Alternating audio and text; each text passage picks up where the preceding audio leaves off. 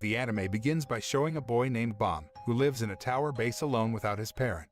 Until one day, he met a girl named Rachel who became his best friend. The two of them have been friends for many years, but one day, Rachel had to leave Bomb to take the tower exam. As a gift to the winners, they could ask for whatever they wanted. Bomb, who didn't want to lose Rachel, ran after her. He asks Rachel to stay with him at the base of the tower, but she was determined to take the exam, so she ignored Bomb's request. Rachel also revealed her purpose in participating in the competition so that she could see the stars, because above the tower there is a sky with a very large collection of stars. After she left, Bomb felt very sad. Suddenly, there was a man who said that all the answers were on the top of the tower, then Bomb was unconscious. After waking up, he was already in a room that looked foreign to him. It turned out that at this time, he was already in the tower. Then, a man appears in the form of a demon named Headon, who is in charge of guarding the tower. Suddenly, Bomb felt confused about what was really going on. Headon says the same thing again, whatever he wants is on top of the tower. Immediately Bomb realized that he was currently taking the tower exam just like Rachel. In the first test, Bomb is assigned to destroy a black ball which is in a monster cage. Bomb rushed in, but suddenly, a woman named Yuri of Jahad stopped him. At that time, Yuri was accompanied by her male assistant named Edrock. It is known that Yuri is the adopted daughter of a tower king named Jahad. She is one of the selected participants who can take the tower exam. Then Yuri lent her sword to Bomb as his weapon to fight. After that, Bomb rushed into the monster's cage again. Once inside, the hungry monster immediately attacked him and swallowed him. Seeing that, Yuri and Edrock were also very surprised. Suddenly, the monster was injured. It turned out that Bomb had attacked from within. The monster took Bomb out of his body, then Bomb tried to destroy the black ball. But he had not succeeded because the black ball was so strong that his sword could not destroy it. Unexpectedly, the monster again attacked Bomb from behind, and suddenly the sword let out a powerful explosion. Then came the true power of the sword, which took the form of a woman named Black March. The woman approached Bomb and said that she would help him just this once. Seeing this, Yuri was surprised, because all this time the Black March had never wanted to help Yuri, who was the original owner of the sword. Yuri also saw the presence of the Black March for the first time at that time. After the black ball was destroyed, Bomb was transferred to the next stage of the test.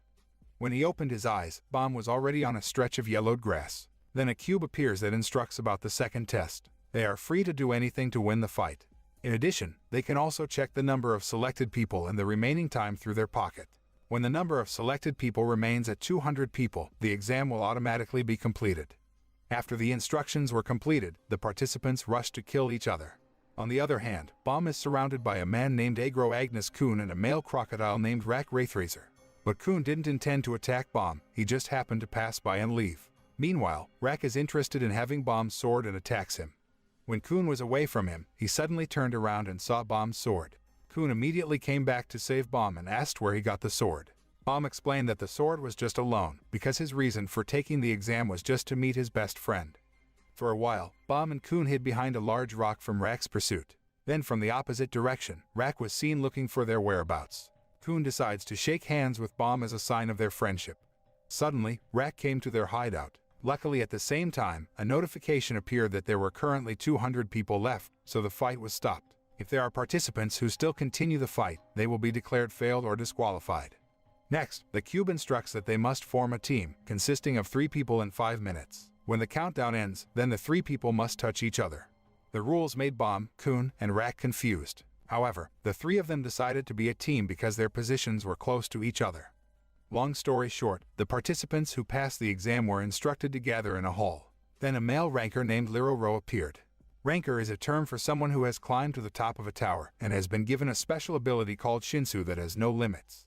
After that, Liro made a barrier wall. For the team that made it through, then they were the ones who were given the blessing of luck because they were born with extraordinary intelligence or strength. In addition, the most needed by the participants to pass the exam is luck. When the test started, Bomb was able to pass through the wall and was not blown away by the water at all, while the other participants who were beside him were pushed back by the current. Seeing this, Liro concludes that Bomb has a hidden talent and says that a monster has appeared. While waiting for the other participants to come out, Liro invited him to talk. Flashback scene to Kun's past. At that time, he had a girlfriend named Kun Maria Jahad. However, Maria betrayed him, causing Kun to be exiled.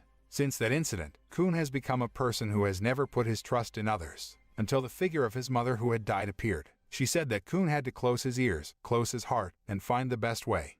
After that, they waited for the start of the third test. Kun continued to watch the exam progress. According to him, the participants who had entered the exam room took a long time to finish their exam. He also wondered what they were doing in there. Then Kun and Bomb, who were sitting, were approached by a strange male participant named Mr. Neonbag. He wants to tell Kun and Bomb about the clues for the third exam because he once passed thanks to his extraordinary intelligence. So this time, the key is timing. But Kun, who couldn't trust anyone, attacked him instead and thought the man just wanted to throw his team down. And at the same time, Kun's group was called to take the next exam. Once inside, they were greeted by a male ranker named Han Song-yu. He explained that the requirement to pass this exam was to open the right door. There are 12 doors, and the time limit is 10 minutes. With improvised clues, Kun began to think about the clues' meaning. The rankers explained that they couldn't pass this exam using just their heads. According to Mr. Neonbag, so far, the team that passed the test would not scream within 5 minutes. While he was thinking, Kun was undecided whether to believe Mr. Neonbag's words or not, so he couldn't think straight. Before long, Rak kicked one of the doors. Luckily, he chose the right door within 3 minutes. It turns out that the exam this time is very easy. Those who open any door in less than 5 minutes will be considered passed. Kun realized that Mr. Neonbag's words were true. After the third exam ended, the participants were given time to rest. Then came a male participant named Shibisu, who approached Bomb while taking a drink in the refrigerator. Shibisu also introduces his team, a man named Hots and a woman named Jahad. Shibisu also became excited after seeing Bomb, who looked weak but still wanted to try and make it this far. Not long after, Lero came to Bomb's team and Shibisu's team, who wanted to tell them about two things. First, they are free to choose whether they want to take the next exam or not, because they have been given the opportunity to take the bonus exam. Second, the team that chooses to take this exam and manages to win will be deemed to have passed all the exams. Hearing this, the other participants were excited to choose to take the exam.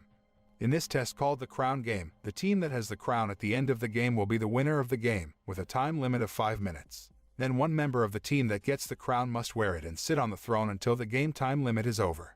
The rest of the team members have to guard the crown against the opponent. If they are able to defend it until the end, then the other 4 teams will fail. Then 4 new teams will enter in the second round and so on will continue.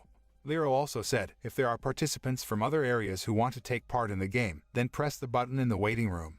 Kun and his team chose to observe and study it first, while Shibisu's team immediately pressed the button to start playing. After Shibisu's team faced off against their opponent, Anak confidently said that it was easy for her. She also advanced alone to fight the enemy team. It didn't take long for her to defeat her opponent easily. Then she went to the throne to take the crown and sat on the throne.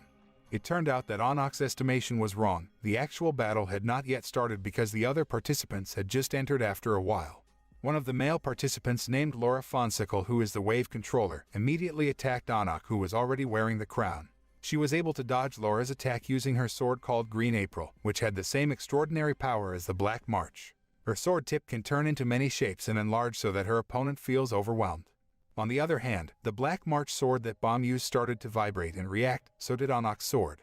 Not long after, she approached Bomb in the waiting room. However, Lero disqualifies her and her team for having left the throne and violating the game's rules.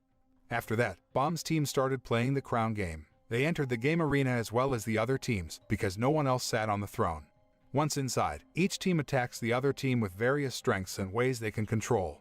While they were fighting, Kun opened his suitcase which gave off a blue light. He manages to snatch the crown using his suitcase to give it to Bomb, who will sit on the throne, while Kun and Rak protect him from the attacks of other participants. Soon a team appeared, who immediately slaughtered the other participants in the room. But it had been predicted by Kun because they were the relief team that Kun had prepared beforehand. It turned out that during the preliminaries, he began to gather people who could become cooperation partners. As a result, Bomb's team could win easily without fighting. But during the last round, a number of strong teams began to emerge, and one of them was a team from another area whose strength Kun had not been able to predict at all. Even came a mysterious masked woman named Waryun, who immediately attacked Rak. She also managed to get past Rak and jumped at Bomb. Suddenly, a woman named Invincible Jahad appears. Invincible and her team are participants from other arenas who decide to help Bomb. Meanwhile, Kun and Rak have to fight 2 men who are Waryun's team. On the other hand, Bomb was instead focused on a woman in a robe, who he thought was Rachel. Unexpectedly, Invincible lost her balance so she fell. So Waryun immediately attacks Bomb, but is blocked by a woman in a robe that looks like Rachel. When the woman's robe was opened by Waryun's attack, Bomb was very sure that the woman was indeed Rachel. Seeing this, he immediately tried to help her and left his throne. Not long after, Bomb's body gave off a powerful force that the other participants thought was Shinsu. The power managed to destroy Waryun's mask, and she was seriously injured. When Bomb was about to kill the woman, suddenly, the figure of Black March came out of his sword and kissed him until he was unconscious. After that incident, Bomb was treated, while the other participants continued the fourth exam. The exam will be carried out after the participants choose a position based on the roles they take during the fight. There are 5 positions they can take. First, Fisherman, who is a melee fighter during the fight. Second, the Spear Bearer is in charge of facing the opponent from afar. Third, the Light Bearer is in charge of lighting up the Dark Tower with their lighthouse. Fourth, the Scout, who is in charge of studying the movements of opponents on the front lines to help Fishermen. And fifth, the Wave Controller is in charge of controlling Shinsu and providing assistance during the fight. Their training will start in 2 days. Long story short, Bomb woke up. Kun told him that the woman he thought was Rachel was someone else, and she didn't know Bomb. But actually, Kun lied, because Rachel had met Kun and asked him to hide it from Bomb so that they could both become strong. Then Kun gave Bomb new clothes because his old clothes were full of blood. On the other hand, Rachel actually feels jealous of Bomb because now he has many friends. After fully recovering, Bomb also joins the Wave Controller class with a male teacher named Renlo Pobia. There were several other participants in the class, including Waryun. Bomb then approached Waryun to apologize for hurting her right eye. In the first exercise, they are taught to make an agreement with the administrator in order to issue Shinsu. In the subconscious, Bomb meets a giant creature who feels attracted to him and makes a pact with him. In that class, Bomb gets a friend named Ho who is jealous of him because he has many friends. But when in front of Bomb, Ho is always kind and friendly. While practicing together, Ho became increasingly jealous of him because Bomb is always lucky every practice, even his friends always increase. When Ho was in the room, suddenly he received a letter that he did not know who the sender was and what it contained. The next day, Lero explained the rules of the fourth exam. The participants were asked to see the dome building outside, and they would play chase there. There are 2 guards in this game, and one will be chosen by a male ranker named Quant Blitz. Teams that qualify will be awarded 200,000 points, and if they manage to win the Quant badge, they will get another 200,000 points. The game started. They are divided into 2 teams, namely Team A and Team B. Team A is chaired by Kun, who is working on a plan. He appointed Shibisu to lure Quant, but even though he had carried out the task according to plan, Quant still couldn't be defeated, which made him even more annoyed. However, due to his responsibility as a supervisor, Quant tried to contain his emotions and was kind enough to give him 111 seconds to leave. Kun immediately took advantage of the opportunity to tell the others to carry out their second plan, which made Anak as a badge bearer, while the others would be tasked with holding Quant in their respective positions. But their plan failed again, because Quant could move so fast that not a single attack could hit him. On the other hand, Quant managed to beat Team A very easily. As a result, Quant managed to arrive at the exit of the bridge, which turned out Kun was already there. Kun tried to convince Quant that Anak had already jumped down to go the other way. Actually, Anak is under the bridge, but she stands on a cube that has been duplicated. Turns out Quant already knew that Kun duplicated his lighthouse and that someone was standing above it. Then Quant took Kun to jump off the bridge.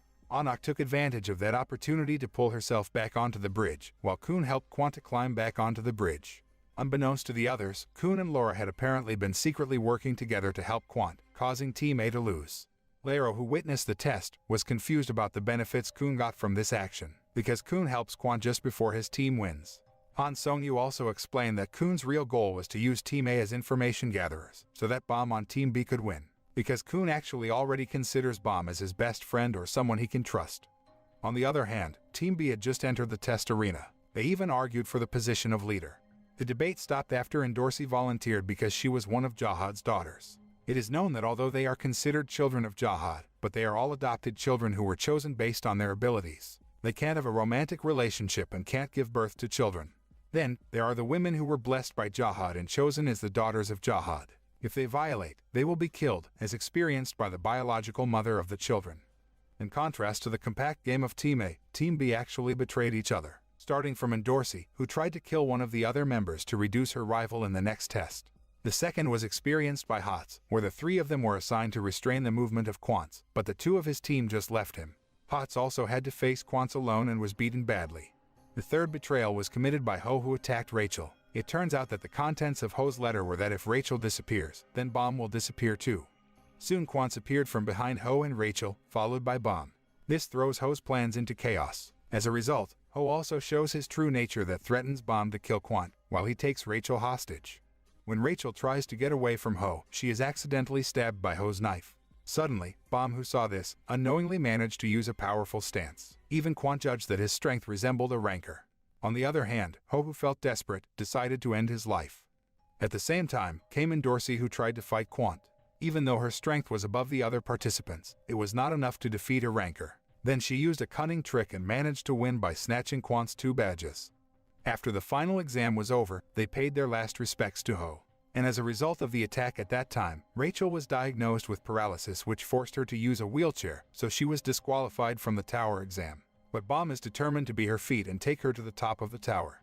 After that, Bomb trained with Ren to control Shinsu. Ren is known as a member of the Royal Law Enforcement Division No. 67. At night, Ren was seen making a phone call with someone in the cave. But you caught him, and it turned out that he was a spy assigned to steal the Green April sword, the Black March, and kill Anok. As a result, there was a brief fight between the two of them. Even though Yu's strength was superior, he preferred to close his eyes and ignore what he had just learned. The next day, the announcement of the exam results began, wherein Dorsey, Anok, Dede Concho, and Blairos were chosen to be fishermen. Then Rak, Akryung, Paracule, and Alexei were chosen as spear bearers. Then Shibisu, Hots, and Nare were chosen to be scouts, while Bomb and Laura as the wave controller, and the last one is Kun and Rachel as light bearer. However, due to the injury, Rachel was considered a failure. Not accepting the decision, Kun then asked the supervisor to pass Rachel through the administrator exam.